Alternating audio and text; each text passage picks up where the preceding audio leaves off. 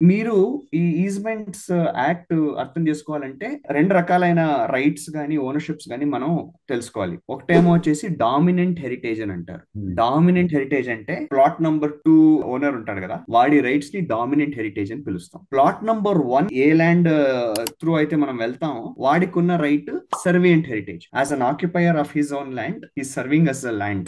ఇప్పుడు అదే ల్యాండ్ లో మీరు వెళ్ళి వితౌట్ డిస్టర్బింగ్ ఎనీబడి ఎల్స్ మీరు ఏదైనా చేసుకోవచ్చు, because it's a private property. కానీ ఈ ప్రాపర్టీ ఓనర్షిప్ తో పాటు ఒక నెగటివ్ కోవనెంట్ ఉంటుందండి. ఇంకొకరికి ప్రాబ్లం అవ్వకూడదు, వాళ్ళ రైట్స్ మీద మీరు ఇన్ఫ్రింజ్ అవ్వకూడదు. ఇప్పుడు లేట్ నైట్ ఒక 11 o'clock వరకు మీరు పార్టీ చేసుకుంటారో అంతా మీ రైట్స్ అన్నమాట. కానీ ఏంటంటే ఆఫ్టర్ 11 o'clock ఆ ఈజ్మెంటరీ రోడ్ ఏదైతే ఉంటుందో, నేను 3ంటికైనా 4ంటికైనా వెళ్తాను ఇంటికి, అప్పుడు దాకా వాడు తెరిచి ఉండాలి అనుకోవటం, it does not come under the test of reasonability.